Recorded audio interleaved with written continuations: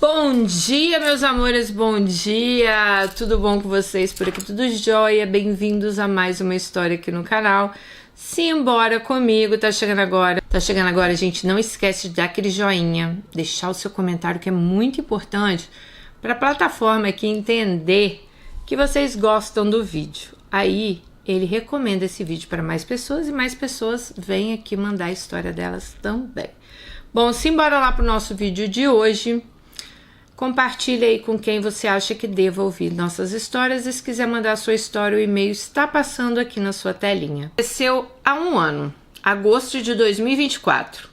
Eu precisava mudar o rumo da minha vida e fui para uma outra cidade em fevereiro e comecei a trabalhar em um setor cheio de homens.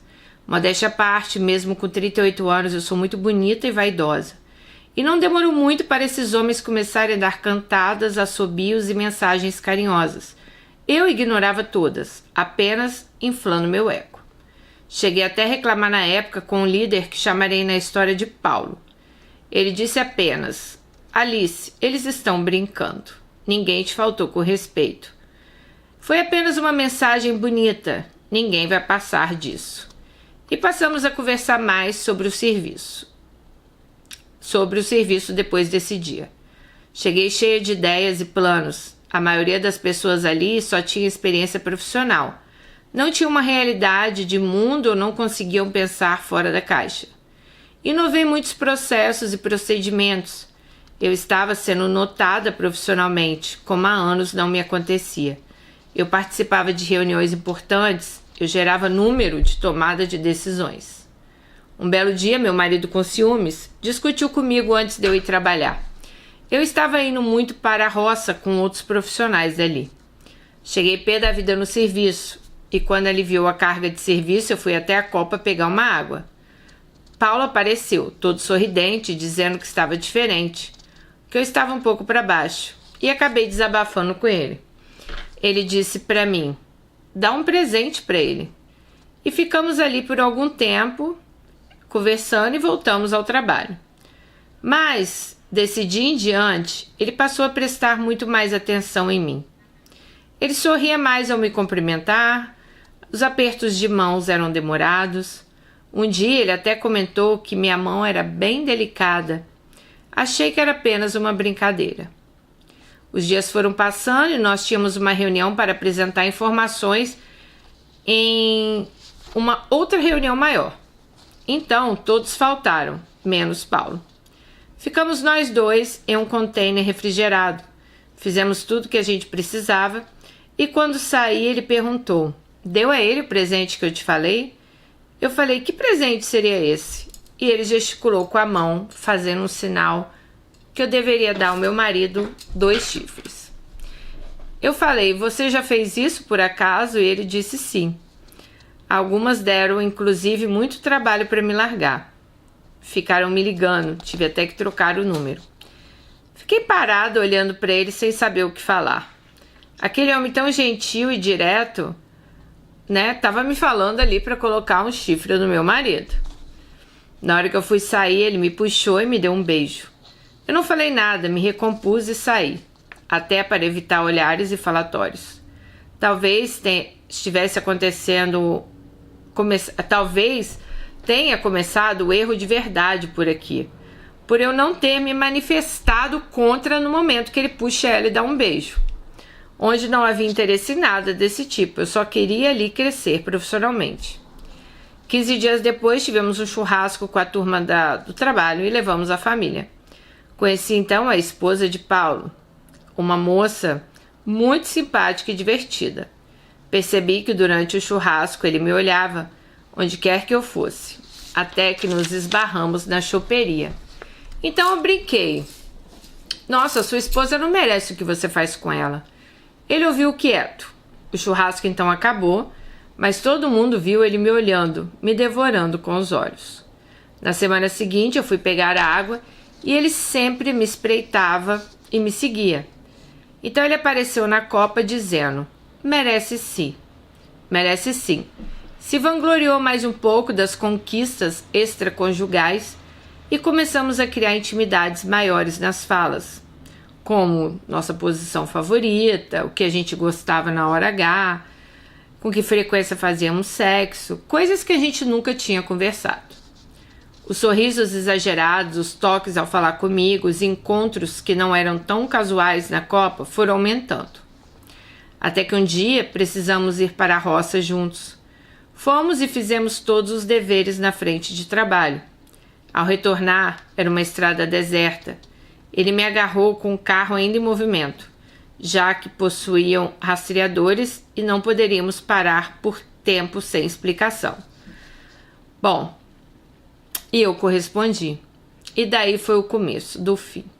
Apenas falei para ele: "Você tá louco de fazer isso nessas condições?" Bom, no próximo dia de trabalho haviam feito uma denúncia do ocorrido pelo canal de ética. Pelo fato dele ser conhecido por apelido, erraram o nome dele, mas o meu não. Peraí, então alguém viu, será, eles juntos? Bom, alguém viu, porque falaram assim, ela falou pra ele: "Paulo, descobriram o que fizemos." Mas não falaram que era o Paulo que estava com ela, falaram que era um outro homem que estava com ela. Inclusive um homem inocente, ela disse, né? Vamos evitar isso aqui dentro. Bom, no primeiro dia foi tranquilo, nem nos vimos, mas aquele beijo despertou um fogo em nós dois que viria a dar muito problemas. Mas o tesão já havia assumido o controle. No dia seguinte ele tinha que fazer um relatório, ele escrevia muito mal e pediu minha ajuda. Ficando perto, me tocando suavemente no braço sempre que podia. Fingiu estar escrevendo uma mensagem para alguém e de repente me mostrou a tela do celular e estava escrito: "Morro de desejo por você. Precisamos terminar urgente o que começamos lá na estrada. Eu quero te morder todinha." E, gente, nós perdemos o juízo. Briguei com meu marido, arrumei uma casinha naquela semana e me preparei toda. Passei a levar quase um sex shop na bolsa, com gel, lubrificante, lingeries, preservativos. Naquela semana não deu certo pra gente se encontrar. Então passei o final de semana pensando o que faria e tive uma excelente ideia. Marquei o dia na minha cabeça, me programei e pensei: vamos. No dia planejado, nos cruzamos no corredor da Copa e eu falei: "E aí, vai ficar só ameaçando ou vamos terminar aquilo que a gente começou?" Ele disse: "Hoje eu posso", e marcamos. O dia todo ele falando alto para todo mundo escutar que hoje ele precisava sair no horário, que ele tinha um compromisso. Algo que achava que só eu estava entendendo. Então fui solicitada para fazer hora extra. E eu disse que eu não podia ficar, pois eu tinha um compromisso também, né? Então aquele era o momento. Ao sair, vi que ele não me procurou. Achei estranho, já que ele vivia correndo atrás de mim. Engoli o orgulho e liguei. Ele atendeu rápido. Falei se ele ia lá me encontrar ou não. Ele falou que não conhecia motéis e nem um lugar que desse para ir em 2 carros. Achei suspeito para alguém super experiente como ele falar que ele não conhecia nenhum motel e que não sabia nenhum lugar que podia ter 2 carros, né? Bom, mas falei o nome de um hotel que ele sabia que daria certo. Ele disse que iria na frente e me ligou dizendo que estava no quarto tal. Disse: "Pode vir." Gente, sério, foi a pior experiência da minha vida. O pênis dele não subia de jeito nenhum. Ele não me deixava ir embora, falando que isso nunca tinha acontecido, falando: "Vamos tentar outra vez." Continuou contando histórias, que ele era o tal, que ele era, né, o fodão. Tentou colocar a culpa na esposa dele, ficou me enrolando por 3 horas, conversando e nada de sexo. Tentou inúmeras vezes empurrar aquele trem mole e nem assim. Ele era tão experiente que ele não sabia nem ligar o chuveiro do motel. Quanta raiva, quanta decepção, quanta humilhação. No dia seguinte, ao chegarmos no trabalho, todo mundo já sabia do ocorrido. Porque além de broxa, ele era bocudo, mesmo tendo mais a perder do que eu. Bom, fomos chamados na sala do superior, ele jurando que nada havia acontecido, nem na empresa e nem no motel. Então fomos conversar e fomos embora. Pediram para nós dois irmos para casa, e aquele cara que vivia correndo atrás nem me olhou nos olhos. Minha vontade era gritar no meio para todo mundo ali o que ele era broxa. Ele só falou dentro da sala ainda que nunca tinha traído a esposa dele e que nem sabe como ele caiu no meu joguinho. Gente, sério, eu chorei de raiva. No dia seguinte eu fui mandada embora. E ele foi mandado embora 3 meses depois, pelas mentiras que ele tinha contado. Por fim, nunca matamos aquela vontade. Ele não passava de uma criança mimada e mentirosa de 38 anos. Aquela amizade que a gente tinha era tudo teatro. A gente ficou mal falado na empresa, perdemos uma chance de carreira. Ele tinha uma carreira de 13 anos. Meu casamento não ia bem, não daria para corrigir. Família foi algo deixado de lado, para eu me arrepender um pouco mais. E pelo que eu ouvi, ele continua casado, já que a esposa dele depende dele emocionalmente e financeiramente. Mas, hoje em dia, ele não pode nem ir na padaria sozinho. Tentei ligar para ele, pelo menos para eu lavar a alma, perguntar por que ele mentiu para mim, por que ele queria tanto algo errado que nem ele tinha prática, mas ele nunca atendeu o telefone. Todo aquele tesão se transformou em vergonha para nós dois. E as amizades que a gente tinha eram só lembranças. Bom, o que eu tirei dessa história, o errado é sempre errado. E é verdade, amiga, não tem nem o que falar. O errado é sempre errado, né?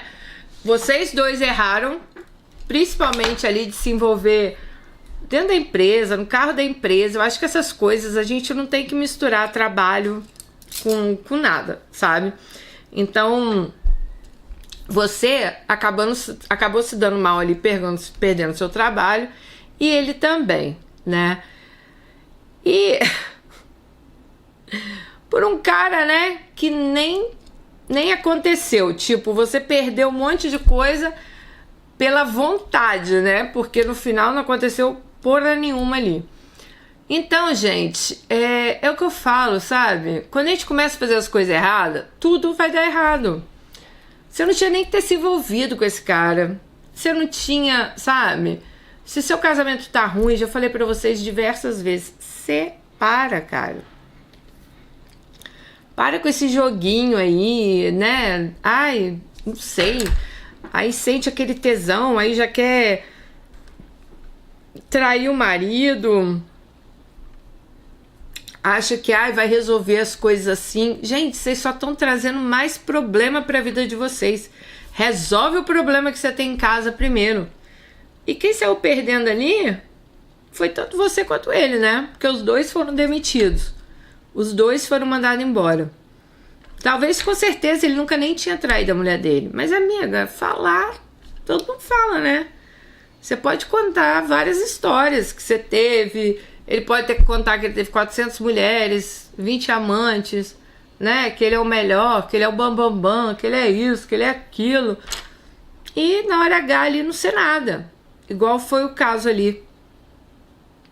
Você ali, talvez por causa de tesão, né? Caiu no papo furado dele e se deu mal. Porque essas coisas aí nunca acabam bem. Já falei pra vocês. Seu casamento não tá bom. Ai, Dani, eu não vivo bem. Não... Cara, separa. Aí você vai se tornar solteira. Aí você faz o que você quiser com alguém solteiro também, né? Porque a partir do momento que a gente entra na vida de outras pessoas, você não tá entrando só na vida daquele homem, gente. Olha, aquilo ali é só a porta de entrada. Você muda a vida de muita gente. É do homem, é da esposa, é dos filhos. Nossa Senhora. Se vocês, né, tivessem a capacidade de pensar o quanto estrago esse negócio de traição traz para a vida de uma pessoa. Então, sinceramente, não dá, né, amiga? Que bom aí que você, tomara aí, né, que você tenha tomado juízo e tentou ligar pra ele, mas não tinha nem que ligar, deixa esse cara pra lá, sabe? Ai, que eu queria falar com ele. Eu sei, você deve ter ficado com muita raiva, até porque ele mente lá na hora, né, fala que Vocês aproveitou ali do pobre coitado. Mas, sinceramente, que bom que não deu certo. Bom, é isso. Essa é a história de hoje. Beijo e até o próximo.